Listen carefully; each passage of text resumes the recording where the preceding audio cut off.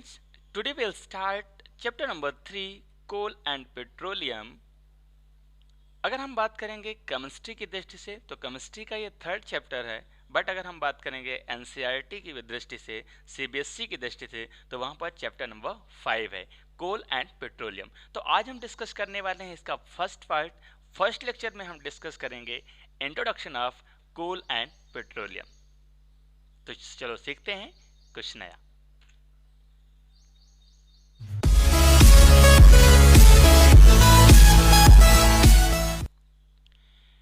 नमस्कार, मैं हूं कल्याण सिंह चंदेल और आप देख रहे हैं सदगुरु ऑनलाइन क्लासेस यूट्यूब चैनल।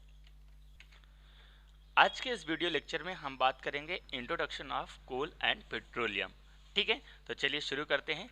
सबसे पहले हम बात करते हैं यहाँ पर इंट्रोडक्शन की। इंट्रोडक्शन क्या है? The world depends on fossil fuels for its energy. यानी पूरा संसार, पूरा विश्व एनर्जी यानी ऊर्जा के लिए किस पर डिपेंड है?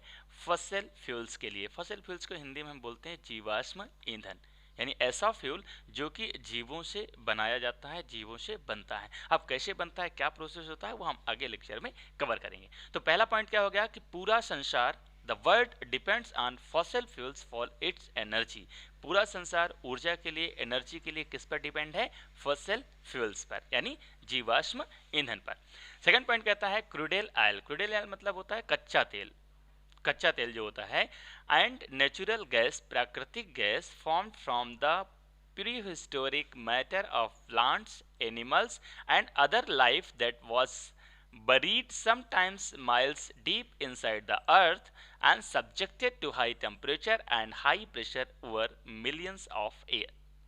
मतलब ये हुआ कि भविष्य में, भविष्य नहीं बात कर रहे हैं हम, यहाँ पर बात करें बहुत पुराने समय की अगर हम बात करें तो उस समय कुछ प्राकृतिक उथल पुथल के कारण, जैसे अर्थक्वेक हो गया, है ना, तो अर्थक्वेक की वजह से जो हमारी प्राकृतिक संपदा है, जो हमारे पेड़ पौधे हैं, जो हमारे जीव जंतु हैं, वो पृथ्वी के अंदर जाके दब गए, लाखों वर्ष तक दबे रहे। जब पृथ्वी के अंदर वो दबे थे तो वहाँ पर हाई प्रेशर था, हाई टेम्परेचर था, जिसकी वजह से वो धीरे धीरे धीरे धीरे किस में कन्वर्ट हो गए? फॉसिल फ्यूल्स के रूप में, या फिर उसे कह सकते हैं आपके नेचुरल गैस के रूप में कन्वर्ट हो गए। तो अगर आपसे पूछा जाए कि किस तरह से आपका फॉसिल फ्यूल बनता है, जो आज हम पेट्रोलियम पदार्थ यूज करते हैं, डीजल, केरोसिन, पेट्रोल या फिर एलपीजी गैस, कैसे बनती हैं, कहाँ से आती हैं, तो ये बहुत पुरानी घटना है। उस घटना में जितने भी जीव जंतु दब गए थे, वो बहुत लंबे समय के बाद, लाखों साल के बाद, हाई प्रेशर और टेम्परेचर के कन्वर्सन में ये फॉसिल फ्यूल्स के रूप में कन्वर्ट हो गए। ठीक है, चलिए नेक्स्ट पॉइंट देखते हैं। नेक्स्ट पॉइंट है आपका, human have been using coal as fuel for hundreds और इवन थाउजेंड्स ऑफ ईयर।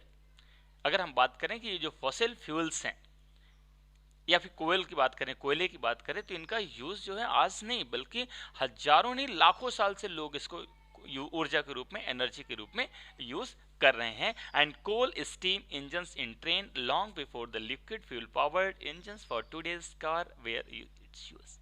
यानी अगर हम बात करें तो सबसे सिंपल सी बात यह है कि humans have been using coal as fuels for hundreds और इवन थाउजेंड्स ऑफ ईयर्स। यानी जो ऊर्जा है, जो ईंधन है, जो फ्यूल है, जो कोल है, जो कोयला है, कोयले का यूज जो है, प्रयोग जो है, इंसान कब से करता आ रहा है? तो बहुत पुराने समय से, सैकड़ों नहीं बल्कि हजारों सालों से करता आ रहा है। तो सबसे पहले कैसे यूज करते थे? तो आपको पता है कि सबसे पहले जब ट्रेन चलती थी वो स्टीम इंजन से चलती थी। तो स्टीम इंजन में क्या यूज किया जाता था? कोयला यूज किया जाता था। कोयला स्टीम जनरेट करता था और स्टीम से आपकी ट्रेन चलती थी। उसके बाद कोयले का दूसरा रूप लिक्विड फॉर्म जो होता है, जिसे हम पेट्रोलियम कहते हैं। आज के डेट में हम पेट्रोलियम का यूज करते हैं, कार के रूप में यूज करते हैं, गाड़ियों में हम इंजन में यूज करते हैं। ठीक है, तो ये भी किसका पार्ट है? ये भी फॉसिल फ्यूल्स का ही पार्ट है। ठीक है, चलिए नेक्स्ट देखते हैं coal and petroleum. Some of the resource by humans are natural. Some of the resource, resource मतलब होता है संसाधन, कुछ संसाधन हैं जो ह्यूमन यूज करते हैं, और नेचुरल, नेचुरल मतलब प्राकृतिक हैं। कौन कौन से? लाइक एयर जो हम सांस लेते हैं, वाटर वी ड्रिंक, पानी जो हम पीते हैं, sunlight, soil, forest, fossil fuels etcetera. तो ये सभी क्या है, ये सभी नेचुरल रिसोर्सेज हैं जो इंसान यूज करता है, जो हम सभी यूज करते हैं। And man made resource like plastic, paper, metal, alloy and glass and fabric. और अगर हम बात करें मैन मेड रिसोर्सेज की, तो उसके अंतर्गत आते हैं आपके प्लास्टिक्स हैं, पेपर्स हैं, मेटल्स हैं, एलॉयज हैं, ग्लास हैं, फैब्रिक हैं। ये सभी रिसोर्स क्या हैं, मैन मेड रिसोर्सेज। यानी सिंपल से शब्दों में अगर हम बात करें तो कह सकते हैं कि ह्यूमंस जो रिसोर्सेज को यूज करता है एनर्जी के लिए, तो उसमें दो प्रकार के रिसोर्सेज आते हैं। एक आपके नेचुरल रिसोर्सेज आते हैं जिसमें आपका air, water, sunlight, soil, forest, fossil fuels आते हैं। और दूसरा आपका है मैन मेड रिसोर्स जिसमें paper, plastic, metal, alloy, glass और फैब्रिक्स आते हैं। अब हम बात करते हैं नेचुरल रिसोर्सेज की। तो नेचुरल रिसोर्सेज में कौन कौन से आते हैं, तो plants and animals are living natural resource. Natural resources में प्लांट और एनिमल्स ये लिविंग नेचुरल रिसोर्सेज हैं, मतलब जीवित प्राकृतिक संसाधन हैं जो कि जीवित रहते हैं, चाहे वो प्लांट्स हो चाहे फिर एनिमल्स हो। लेकिन कुछ नेचुरल रिसोर्सेज ऐसे भी हैं जो नॉन लिविंग है, जैसे एयर, हवा, water and minerals are non living natural resources. मतलब सीधे से शब्दों में हम ये बात करें तो अगर हम बात करते हैं इंसान जो भी संसाधन का यूज करता है, जो भी रिसोर्स का यूज करता है एनर्जी के लिए, तो उसमें दो प्रकार में हम दो पार्ट में क्लासीफाई करते हैं। पहला आपका नेचुरल रिसोर्स आता है और दूसरा आपका आता है मैन मेड रिसोर्स। फिर नेचुरल रिसोर्स को हमने दो भागों में क्लासीफाई किया, एक आपका लिविंग नेचुरल रिसोर्स और दूसरा नॉन लिविंग नेचुरल रिसोर्सेज। अब हम बात करते हैं टाइप ऑफ नेचुरल रिसोर्सेज, यानी जो नेचुरल रिसोर्सेज होते हैं जिसको हमने लिविंग नेचुरल रिसोर्स और नॉन लिविंग नेचुरल रिसोर्स में क्लासीफाई किया है। उसका सेकेंड क्लासिफिकेशन अगर हम बात करें तो इसको हमने दो पार्ट्स में क्लासीफाई किया है। एक आपका है रिन्यूएबल रिसोर्स और दूसरा है नॉन रिन्यूएबल रिसोर्सेज में। तो आइए देखते हैं रिन्यूएबल रिसोर्स क्या है। अगर हम बात करें इसका वर्ड मतलब समझे तो रिन्यू मतलब होता है फिर से नया करना। जैसे आपने देखा होगा कई सारी चीजें रिन्यू अपन कर लेते हैं, रिन्यू मतलब होता है फिर से नया करना। तो ऐसे रिसोर्स जिनको हम फिर से नया कर सकते हैं, जो जल्दी से नष्ट नहीं होते हैं, जो हमारे पास पर्याप्त मात्रा में अवेलेबल होते हैं, उनको हम बोलते हैं रिन्यूएबल रिसोर्सेज। कौन कौन से हैं कि those natural resource which can be replaced और रिप्रोड्यूस्ड इजिली, यानी वे नेचुरल रिसोर्स जिनको हम आसानी से भर सकते हैं या आसानी से फिर से बना सकते हैं, उन्हें क्या कहेंगे, उन्हें कहेंगे रिन्यूएबल रिसोर्स। फॉर एग्जांपल अगर हम बात करें तो सनलाइट। अब सनलाइट एक ऐसा रिसोर्स है आपको एनर्जी का जो कि कभी खत्म होने वाला नहीं है, हमेशा 24 घंटे आपको एनर्जी देता ही रहता है। अब चाहे आप उस एनर्जी को यूज करो चाहे उसको ऐसे ही वेस्ट करते रहो। अब सनलाइट जो हमारे पास आती है वो हमेशा पूरे दिन सुबह से लेकर शाम तक आपको एनर्जी मिलती रहती है। आप चाहे तो उस एनर्जी को आप इलेक्ट्रिसिटी के रूप में कन्वर्ट करके रख लो, उसको हीट एनर्जी के रूप में कन्वर्ट करके रख लो, उसका यूज मैकेनिकल एनर्जी में कन्वर्ट करके यूज कर लो, या जो भी आप चाहे कर सकते हो, उसका कोई भी अंत नहीं है। ऐसा बिल्कुल नहीं है कि कुछ दिन बाद सूर्य समाप्त हो जाएगा। हाँ, समाप्त हो जाएगा लेकिन उसमें समय लगेगा। कब तक, which will never run out, कभी समाप्त नहीं हो सकता है। But sun is expected to last for another 5 million year, लेकिन उसके बाद भी हम एक्सपेक्टेड हैं, हम उम्मीद कर सकते हैं कि लगभग 5 करोड़ साल के बाद सूर्य भी नष्ट हो जाएगा, समाप्त हो सकता है। लेकिन तब तक तो आपको नेचुरल रिसोर्स के रूप में आपको एनर्जी प्रोवाइड करता रहेगा, है ना। तो सेकेंड आपका एग्जांपल है ऑक्सीजन। अगर हम बात करते हैं oxygen, oxygen is renewable resource है। क्यों, क्योंकि ऑक्सीजन अगर हमें मिलती है, हम सांस लेते हैं, तो ऑक्सीजन के बदले में हम रिलीज क्या करते हैं, कार्बन डाइऑक्साइड। और वही कार्बन डाइऑक्साइड कौन लेता है, जितने भी प्लांट्स होते हैं, पेड़ पौधे होते हैं, वो लेते हैं। और पेड़ पौधे फिर वापस से ऑक्सीजन छोड़ते हैं। यानी ऑक्सीजन जो है कार्बन डाइऑक्साइड में, कार्बन डाइऑक्साइड ऑक्सीजन में निरंतर कन्वर्ट होती रहती है एक दूसरे में। इसलिए ऑक्सीजन भी कभी भी समाप्त होने वाली नहीं है। ऑक्सीजन को भी हम आसानी से रिप्रोड्यूस कर सकते हैं और इसलिए ऑक्सीजन भी क्या है आपका रिन्यूएबल रिसोर्स। तो ऐसे एक नहीं बल्कि हजारों की संख्या में रिसोर्स हैं जिन्हें हम रिन्यूएबल रिसोर्स कह सकते हैं। तो यहाँ पर हमने दो एग्जांपल्स दिए, एक आपका सनलाइट का और दूसरा आपका ऑक्सीजन का। उम्मीद है आपको समझ में आया होगा renewable resource of natural energy. चलिए अब हम देख लेते हैं नॉन रिन्यूएबल रिसोर्स या एग्जॉस्टेबल रिसोर्स। ठीक है, तो क्या होता है नॉन रिन्यूएबल, मतलब जस्ट अपोजिट है। रिन्यूएबल क्या होता है? जिसे हम आसानी से भंडार रख सकते हैं, आसानी से इकट्ठा कर सकते हैं, आसानी से भर सकते हैं, आसानी से रिप्रोड्यूस कर सकते हैं, उन्हें हम बोलते हैं रिन्यूएबल रिसोर्स। और नॉन रिन्यूएबल मतलब जिनको हम रिन्यू नहीं कर सकते हैं, एक बार हमने यूज कर लिया, वो समाप्त हो गया, फिर से उसको दोबारा बना पाना, उसको स्टोर रख पाना, उसको भर पाना पॉसिबल नहीं होता है, उन्हें हम बोलते हैं non renewable resource of natural energy. कौन कौन से होते हैं? कि those natural resource which take very long time to replace, बहुत समय लगता है। अगर मान लीजिए कोई भी आपके पास सोर्स रिसोर्स है, कोई भी संसाधन है, तो उसको बहुत लंबा समय लगता है भरने में। 10 once use can not be replaced for mankind. और अगर एक बार हमने यूज कर लिया तो दोबारा उसको बना पाना पॉसिबल नहीं है। For example resource like fossil fuels. Fossil fuels मतलब जीवाश्म ईंधन, जिसकी हम बात करने वाले हैं पूरे चैप्टर में। जैसे हमारे पास पेट्रोलियम है, मैंने बताया कि पेट्रोलियम कैसे बनता है। तो लाखों साल तक जब कोई जीव जंतु पेड़ पौधे दबे रहते हैं तो हाई प्रेशर और टेम्परेचर से ये कन्वर्ट होते हैं पेट्रोलियम।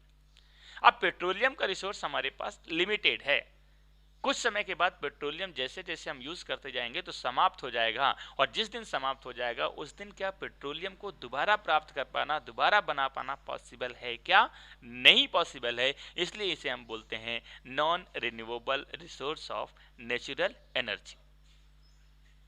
दूसरा एग्जांपल अगर लें तो top fertilize layer of soils, यानी जो मिट्टी होती है खेत की मिट्टी जो उपजाऊ होती है, जो आउटर लेयर होती है, ऊपर की लेयर होती है, अगर एक बार वो समाप्त हो गई तो उसकी उपजाऊ शक्ति को पुनः वापस लाना बहुत लंबा समय लगता है। और यही रीजन है कि आज की डेट में खेतों में जो हम फर्टिलाइजर्स, जो खाद उर्वरक ये सब यूज करते हैं, इससे हमारी जो उर्वरा शक्ति है वो धीरे धीरे कम हो जाती है, और कम होने के बाद उसको फिर से वापस लाने के लिए हम खाद का यूज करते हैं। ठीक है, तो वो भी वापस नहीं आ सकती, इसलिए उसे भी हम क्या बोलेंगे? Renewable resource, non renewable resource. इसी के अलावा कौन कौन से? इसके अलावा मिनरल्स होते हैं। मिनरल्स भी आसानी से पॉसिबल नहीं है फिर से बना पाना अगर समाप्त हो जाते हैं। और दूसरे फॉरेस्ट। और फॉरेस्ट की अगर हम बात करें, जंगल, अगर एक बार आप जंगल समाप्त कर दो और फिर जंगल आपको दूसरा बनाना है तो क्या 10 दिन में, 15 दिन में बन जाएगा क्या? एक साल में बन जाएगा क्या? नहीं, बल्कि कम से कम 15 से 20 से 30 साल लगेंगे। प्रॉपर मेंटेनेंस पे रहेंगे तो तब जाके बन सकते हैं। तो सिंपल आप कह सकते हैं कि ऐसे रिसोर्स, ऐसे संसाधन जिन्हें आसानी से बना नहीं सकते हैं, आसानी से रख नहीं सकते हैं, या कह सकते हैं आसानी से रिप्रोड्यूस नहीं कर सकते हैं, या रिप्रोड्यूस करने में बहुत लंबा समय लगता है, या फिर कह सकते हैं एक बार यूज करने के बाद दोबारा हमें नहीं मिलते हैं, उन्हें हम बोलेंगे non renewable resource of natural resource. Okay, चलिए अब हम बात करते हैं इस टॉपिक का सबसे मेन इंपॉर्टेंट टॉपिक, जिसके बारे में पूरे टॉपिक में डिस्कस करेंगे, that is coal. Coal means कोयला। अब कोयले के बारे में लगभग सभी लोग जानते हैं, लेकिन इनको डिटेल में समझने की कोशिश करते हैं कि कोयला एक्चुअली होता क्या है, कोयला बनते कैसे है, कोयले के कितने प्रकार होते हैं, कौन से प्रकार की क्या प्रॉपर्टी होती हैं, कौन सी प्रॉपर्टी किस यूज में आती है, ये सारी चीजें हम डिस्कस कर लेते हैं। तो सबसे पहला पॉइंट यहाँ पर लिखा हुआ है, coal is a fossil fuel, is black in colour and hard in stone. यानी जो आपका कोयला होता है, कोयले की प्रॉपर्टीज क्या है अगर हम बात करें तो coal is a fossil fuel, fossil fuel जीवाश्म ईंधन है। It's black in colour, black colour में होता है, एंड हार्ड एज स्टोन, और पत्थर की तरह सख्त होता है, कठोर होता है। आपने सभी ने देखा है तो ज्यादा बताने की जरूरत नहीं है। सेकेंड है, earlier it was use to cook food and run railway engine. यानी पुराने समय में कोयले का यूज हम किस लिए करते थे? हम भोजन पकाने के लिए करते थे, और जो आपके रेलवे के इंजन होते थे, रेलवे के इंजन जो आपके स्टीम इंजन होते थे, उनको चलाने के लिए कोयले का यूज किया जाता था। It is the largest source of energy for the generation of electricity worldwide, as well as one of the largest worldwide anthropogenic source of carbon dioxide emission। यानी अगर हम बात करें थर्मल एनर्जी की बात करें, इलेक्ट्रिसिटी जनरेशन की बात करें, तो पूरे वर्ल्ड में सबसे largest, it is the largest source of energy for generation of electricity. पूरे संसार में इलेक्ट्रिसिटी जनरेशन के लिए सबसे बड़ा सोर्स है आपका कोयला। यानी कोयले से सबसे ज्यादा क्या बनाई जाती है? इलेक्ट्रिसिटी बनाई जाती है। या फिर कह सकते हैं कि पूरे संसार में इलेक्ट्रिसिटी सबसे ज्यादा किस चीज से बनाई जाती है? तो कोयले से सबसे ज्यादा बनाई जाती है, as well as the largest world wide, और दूसरी बात अगर इसी तरह हम करें तो पूरे संसार में सबसे ज्यादा कार्बन डाइऑक्साइड कौन इमिट करता है, तो वो भी आपका कोयला है, क्योंकि सबसे ज्यादा कोयला का यूज होता है इलेक्ट्रिसिटी जनरेशन में, और कोयला सबसे ज्यादा कार्बन डाइऑक्साइड गैस को इमिट करता है। क्लियर है? चलिए नेक्स्ट पॉइंट कहता है gross carbon dioxide emission from coal uses और about double the amount of from natural gas. यानी अगर हम बात करें कार्बन डाइऑक्साइड एमिशन की बात करें, जो कार्बन डाइऑक्साइड गैस है वो कितना एमिट होता है, तो नेचुरल गैस जितना एमिट करते हैं उससे जस्ट डबल कार्बन डाइऑक्साइड जो इमिट करता है वो कोयला करता है। नेचुरल गैसेस में कौन कौन सी आती है? नेचुरल गैस में आपके पेट्रोलियम्स भी आते हैं, एलपीजीज भी आती हैं, तो वो जितना कार्बन डाइऑक्साइड गैस रिलीज करते हैं उससे जस्ट डबल आपका कोयला रिलीज करता है। और इसीलिए कह सकते हैं कि पूरे संसार में सबसे ज्यादा कार्बन डाइऑक्साइड कौन रिलीज करता है, तो कोयला रिलीज करता है। और सबसे ज्यादा इलेक्ट्रिसिटी किस चीज से बनाई जाती है पूरे संसार में, पूरे वर्ल्ड वाइड में, तो वो है आपका कोयला। तो ये हो गया आपके कोयले की कुछ प्रॉपर्टीज। आइए देखते हैं, अब हम बात करते हैं कंपोजिशन ऑफ कोयला। कंपोजिशन ऑफ कोयला मतलब जो आपका कोयला होता है वो किस किस चीज से मिलके बना होता है, या कोयले के कौन कौन से एलिमेंट से, कौन कौन से कंपाउंड से जो कोयले में अवेलेबल होते हैं। तो यहाँ पर coal is a complex mixture of organic chemical. Organic chemical मतलब होता है कार्बनिक रसायन, कार्बनिक रसायन का मिक्सचर होता है।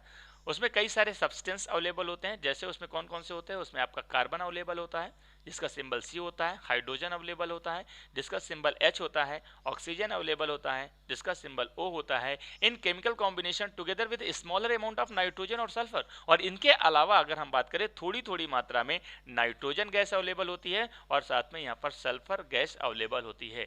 जब भी ये जलाए जाते हैं तो जलाने के बाद ये ऑक्साइड में कन्वर्ट होते हैं, और जब ऑक्साइड में कन्वर्ट होंगे तो कार्बन आपका कार्बन डाइऑक्साइड में कन्वर्ट हो जाता है, हाइड्रोजन और ऑक्सीजन H2O मॉलिक्यूल्स में कन्वर्ट होते हैं, नाइट्रोजन नाइट्रोजन डाइऑक्साइड में कन्वर्ट होता है, सल्फर सल्फर डाइऑक्साइड में कन्वर्ट होता है, और ये हमारे एटमॉस्फेयर में रिलीज हो जाते हैं।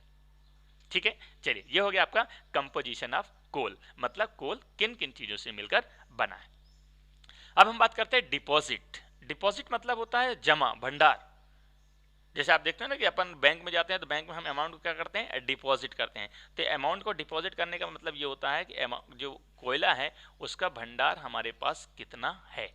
तो आज की डेट में अगर हम बात करें, the distribution of coal deposit in not uniform in the earth crust, यानी पूरे पृथ्वी में जो डिस्ट्रीब्यूशन है कोयले का वो एक जैसा नहीं है, बराबर नहीं है। कि जैसे मान लेते हैं मध्य प्रदेश में जितना कोयला है उतना उत्तर प्रदेश में भी होगा, उतना पाकिस्तान में भी होगा, उतना बांग्लादेश में भी होगा, उतना चाइना में भी होगा, ऐसा नहीं होता है। अलग अलग इसका डिस्ट्रीब्यूशन अलग अलग होता है। नेक्स्ट पॉइंट कहता है, to the total coal reserve in the world wide Asia contribute about third, whereas north south America contribute more than half. अगर हम बात करें कंट्रीब्यूशन की बात करें पूरे संसार में कोयला कहां पर कितना है, तो अगर हम बात करते हैं एशिया कंट्रीब्यूट्स की बात करते हैं, एशिया में कोयले का 1/3, 1/3 हिस्सा जो है वो कहां पर पाया जाता है, एशिया में पाया जाता है। जबकि आधे से ज्यादा कोयला कहां पाया जाता है, नॉर्थ एंड साउथ अमेरिका।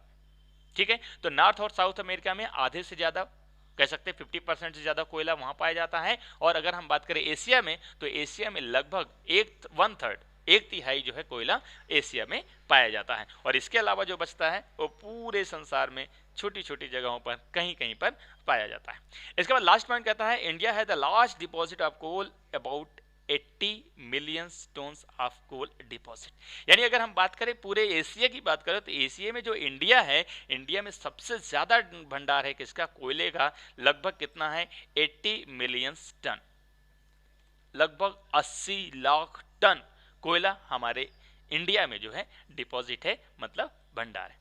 ठीक है, चलिए अब हम बात कर लेते हैं इंडिया में कहां कहां पर सबसे ज्यादा मात्रा में अवेलेबल है। तो यहां पर है, the coal deposit are spread over the state of Jharkhand, Madhya Pradesh and West Bengal. India में सबसे ज्यादा कोयला कहां पाया जाता है, तो झारखंड में पाया जाता है, मध्य प्रदेश में पाया जाता है और वेस्ट बंगाल में पाया जाता है। मध्य प्रदेश में अगर हम बात करें कहां पाया जाता है, तो आपको पता है कई सारी जगह पाया जाता है। एक कमलनाथ का जो एरिया है आपका छिंदवाड़ा, वहां पर बहुत ज्यादा पाया जाता है, या फिर इधर आप रीवा के आगे चले जाओ तो वहां पर भी पाया जाता है, या फिर कह सकते हैं कि पूरे मध्य प्रदेश में कई जगह पाया जाता है। तो कोयला अगर हम बात करें सबसे ज्यादा कहां पाया जाता है इंडिया में, तो झारखंड, मध्य प्रदेश और पश्चिम बंगाल में पाया जाता है।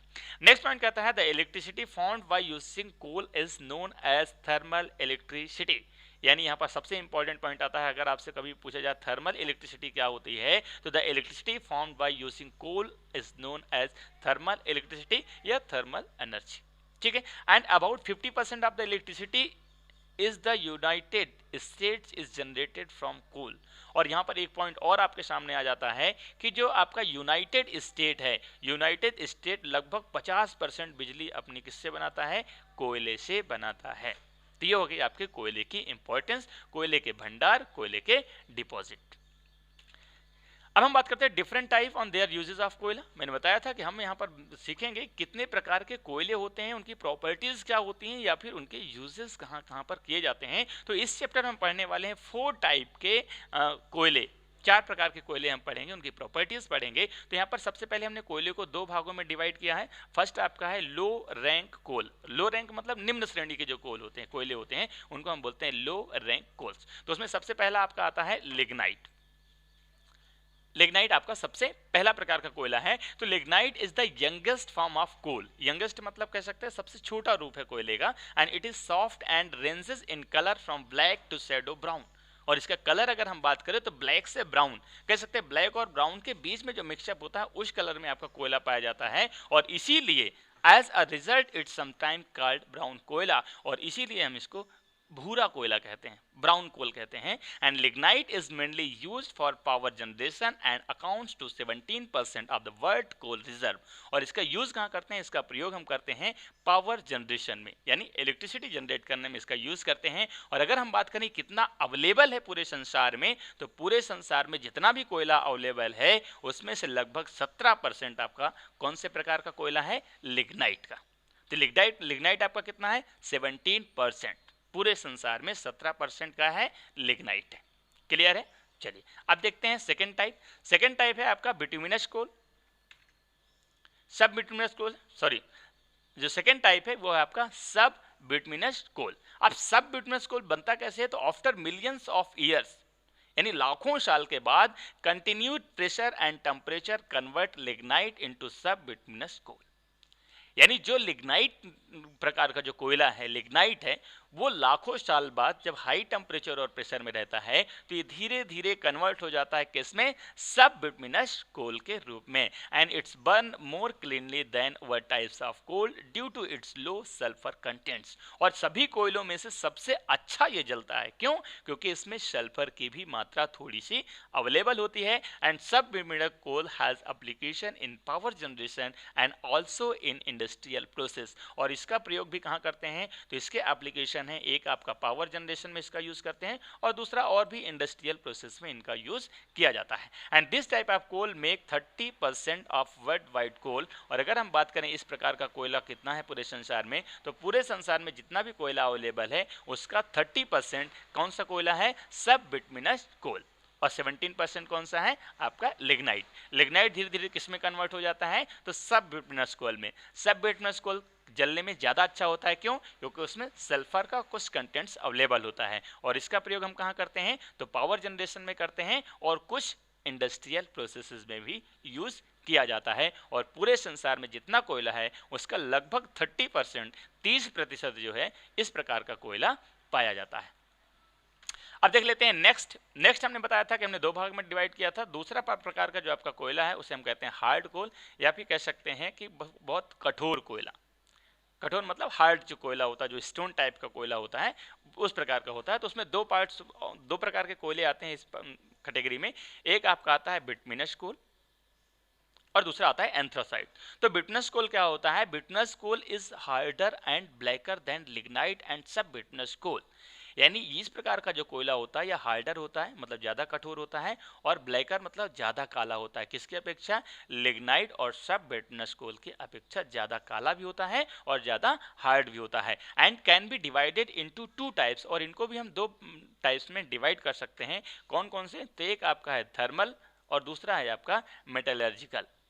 इन 2 पार्ट में हमने किसको डिवाइड कर दिया है, बिटुमिनस कोल का। क्योंकि ये 2 प्रकार के होते हैं, इनमें भी कुछ प्रॉपर्टीज डिफरेंट होती हैं, दोनों के यूजेस अलग अलग होते हैं, इसलिए हमने बिटुमिनस कोल को 2 पार्ट्स में डिवाइड कर दिया, एक आपका थर्मल और दूसरा मेटलर्जिकल।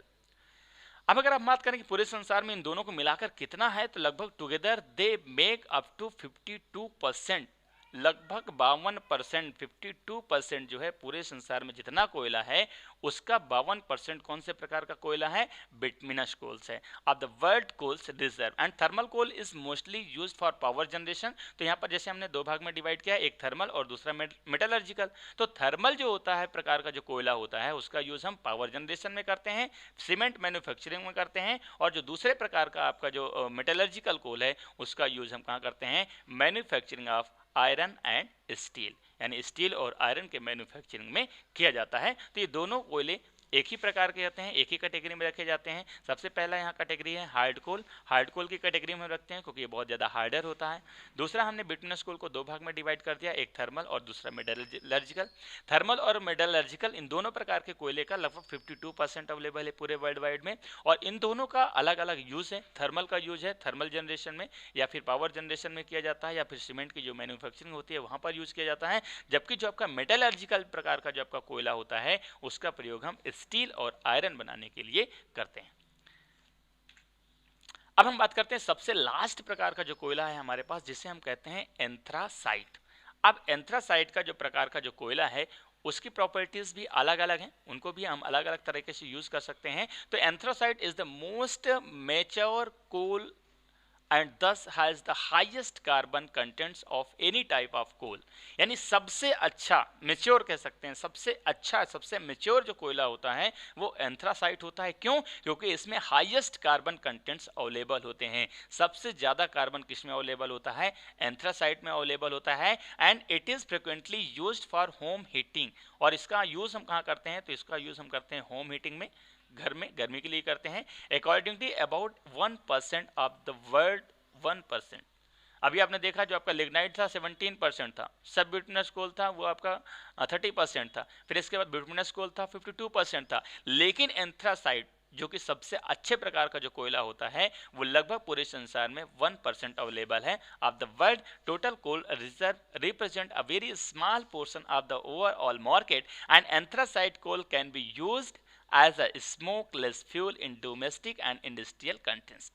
मतलब इसका यूज़ कहाँ करते हैं, तो इसका हम इंडस्ट्री में भी करते हैं और होम में भी करते हैं। किस लिए? क्योंकि ये स्मोकलेस फ्यूल होता है, इसमें धुआं बहुत कम निकलता है, और इसलिए इसके कहते हैं सबसे अच्छी क्वालिटी का कोयला। तो ये होता है आपका लास्ट टाइप का कोयला जिसे हम कहते हैं एंथ्रासाइट। तो यहाँ से इस चैप्टर का जो फर्स्ट लेक्चर है वो समाप्त होता है। अगर आपको वीडियो पसंद आया है तो वीडियो को लाइक कीजिए, कमेंट कीजिए, शेयर कीजिए, और इसके जो नेक्स्ट लेक्चर हैं उनकी लिंक जो है वो डिस्क्रिप्शन पे है, वहां से जाकर आप देख सकते हैं। तो thanks for watching this video, please like share and subscribe our channel and press the bell icon for daily notification. Thank you so much, bye bye, take care, जय हिंद।